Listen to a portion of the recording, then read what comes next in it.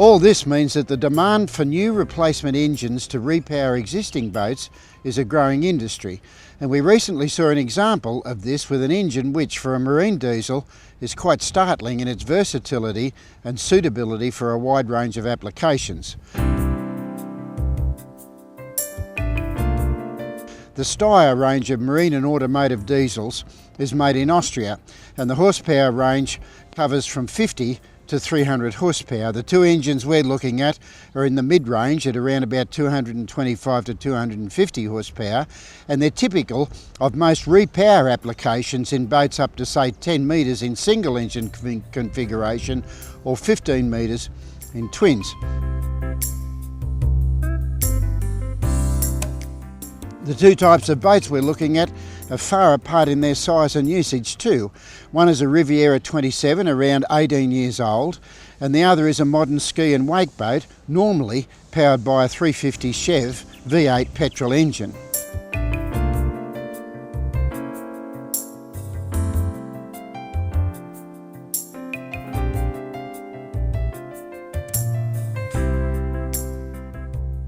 Let's take a look at the Riviera today, and we'll cover the ski boat in a later episode. The Riviera was originally powered by a Volvo diesel and had done a lot of work, with the Volvo running reliably since new, but the years and usage were beginning to show and reliability was becoming an issue.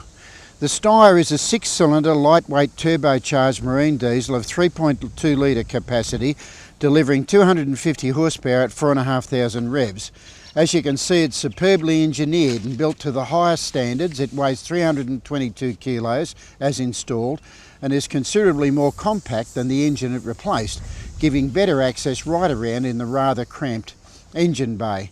The Riviera has been owned from new by Fred and Alison Reichart of Noosa, and Fred has had a lifetime of involvement in the Coast Guard, so he was well equipped to assess the engine as to its suitability for his boat. He reports that with the engine 125 kilos lighter than the Volvo, the Riviera floats about 25 millimetres higher at the transom and delivers a fuel saving of around 20% at 20 knots and is around 12 to 15% faster at similar revs. It's fitted with a Mercruiser Bravo 3 leg with the new Mercury 4-blade prop.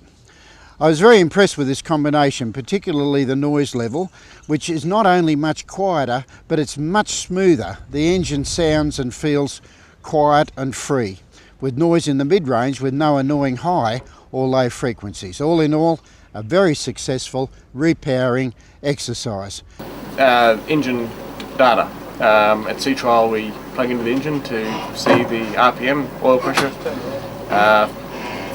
boost pressure, coolant for the freshwater cooling, and the exhaust temperature. We can also monitor the engine load, the throttle position, and the fuel consumption, litres per hour. Is that right? The whole thing. So you don't need the engine running to do what you're doing now? We connect to the engine with our laptop computer through a diagnostic cable and switch the ignition on, and that gives us connection to the ECU. And we can read any service codes that come up on the ECU. We can adjust our instrumentation, we can adjust the tacho settings, the temperature gauge settings, and the engine idle speed.